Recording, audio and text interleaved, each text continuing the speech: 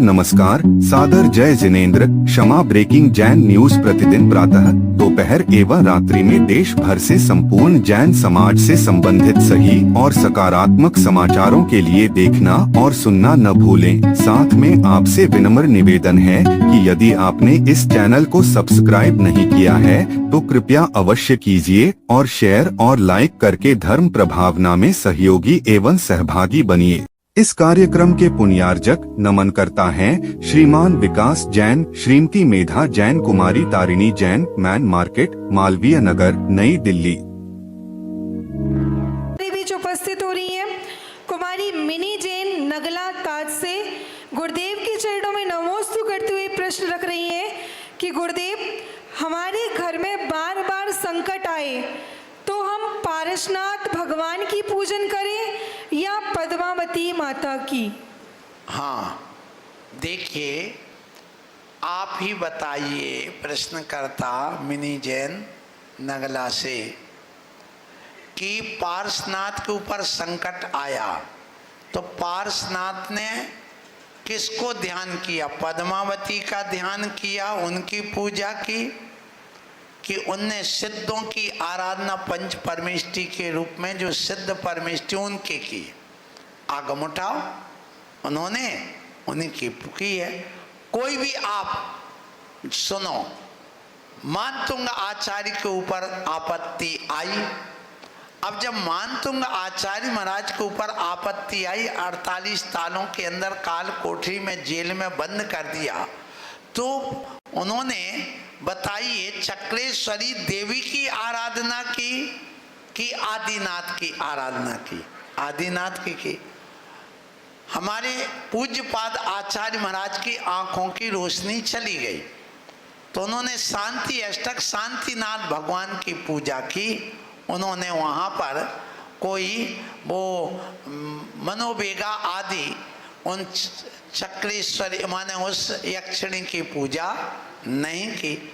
जब हम भगवान की पूजा करते हैं तो अपने आप शेष जितने भी देवी देवता हैं वे सब चरणों में आकर सेवा में लग जाते और काम हमारा सफल करने लग जाते हैं। इसके लिए एक बहुत अच्छा उदाहरण है। ये बताओ, कोई व्यक्ति है जो अच्छा प्रतिष्ठित समाज का है, उसके घर में यदि हमारे देश के प्रधानमंत्री माननीय मोदी जी आ जाए, नरेंद्र जी, तो अब वो आ गए तुम्हारे घर में हैं, तो बताइए अब आपको तुम्हें अपने जो नगर के पार्षद हैं उनकी पूजा करना पड़ेगी, बुलाना पड़ेगा के नहीं? बोलो, नहीं, वे अपने आप आकर के तो उल्टी तुम्हारी सेवा में लग जाएंगे। इसी प्रकार जो जिनैन भगवान की पूजा करेगा तो ये पार्षद की तरह जो देवी देवता हैं वे अपने आप तुम्हारे सहयोग भी बन जाएंगे और सेवा में लग जाएंगे और तुम्हारे आगे पीछे घूमने लग जाएंगे। इसलिए आप जिनैन भगवान की पूजा करें, वही श्रेष्ठ माना गया है। तो वो देवी देवता अपने आप प्रसन्न होके तुम्हारी सेवा में लग जाएंगे।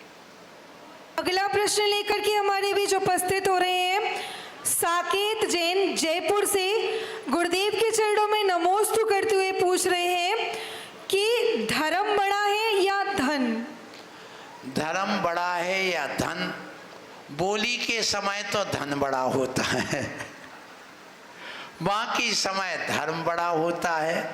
क्योंकि जब बोली लगती है तो उस समय जेब में हाथ जाता है कि भैया हमारे पास पैसा होता तो हम बोली ले लेते, लेकिन नहीं ले पा रहे सुशील भैया, तो इसका मतलब क्या है कि अभी कौन बड़ा हो गया है? धर्म नहीं, क्या धन बड़ा हो गया है। लेकिन वह धन आता किससे है? धर्म से। धर्म का अर्थ न्याय नीति, ध्यान रखिए, पुरुषार्थ, मेहनत, ये कहलाता है धर्म। अन्याय अनीति से यदि धन कमा भी लोगे तो वो धन नहीं कहलाएगा, क्योंकि वो धर्म के बिना नहीं आया, अधर्म से आया है। कभी भी छापा पड़ जाएगा, कभी भी तुम्हें जेल हो सकती है, कभी भी बदनामी हो सकती है। इसलिए धर्म से ही पैसा आता है, अर्थात न्याय पूर्वक अपने पुरुषार्थ करने से धर्म आता है, और ये न्याय और पुरुषार्थ ही धर्म है। इसलिए धर्म हमेशा बड़ा होता है, और धर्म से ही हमें सब कुछ पुण्य अर्जन और पैसा का अर्जन होता है।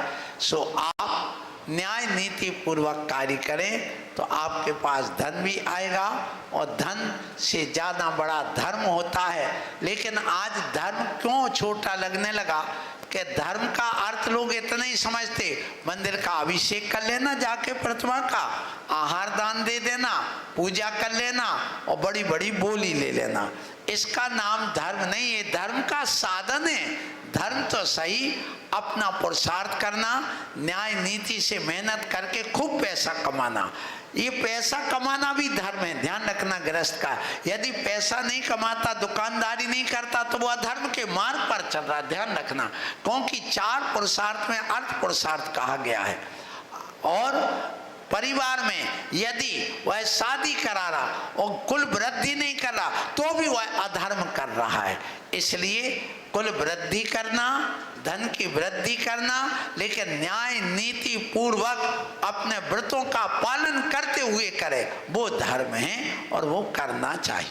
आज का अंतिम प्रश्न लेकर के हमारे बीच उपस्थित हो रहे हैं मुनमुन जैन टूंडला से, और गुरुदेव के चरणों में नमोस्तु करते हुए प्रश्न कर रहे हैं कि किसी रिद्धिधारी महाराज और आज के महाराज को आहार देने की महिमा क्या होती है? रिद्धिधारी महाराज आज है नहीं, ये तो पक्की बात है। आज तो ऐसे ही सामान्य महाराज हैं हम लोग, बिना रिद्धि के। ना रिद्धि है, ना सिद्धि है, ना प्रसिद्धि है। कौन पूछ रहा निर्भय सागर को, बताओ हैं?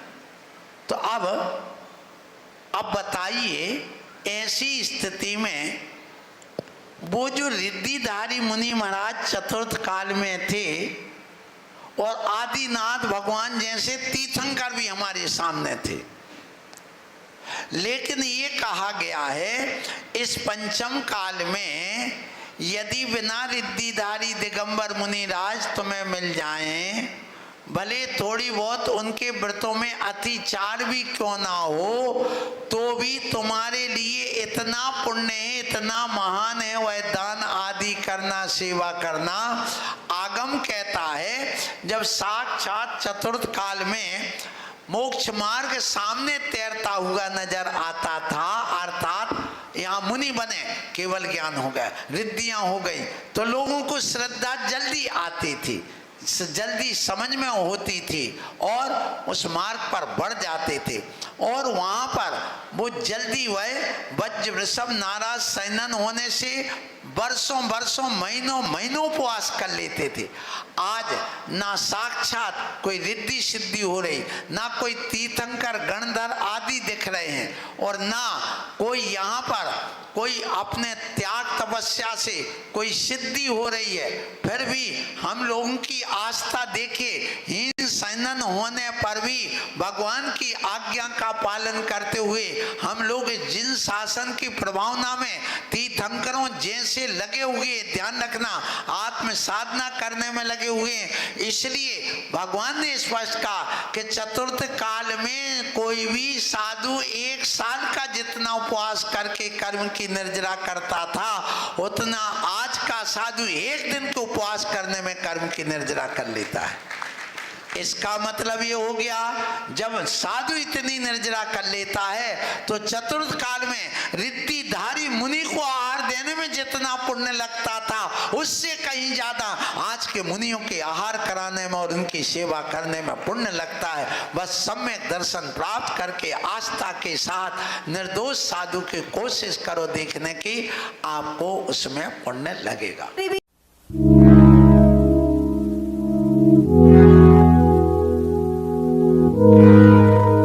क्षमा breaking Jain news YouTube channel पर विज्ञापन देकर धर्म प्रभावना में बने सहभागी। विज्ञापन देने हेतु संपर्क कीजिए मोबाइल नंबर 9026900740 एवं समाचार एवं वीडियो भेजने हेतु WhatsApp number 9335236222। Kshama breaking Jain news YouTube channel देखने के लिए आपको बहुत बहुत धन्यवाद। सादर प्रणाम, सादर जय जिनेंद्र।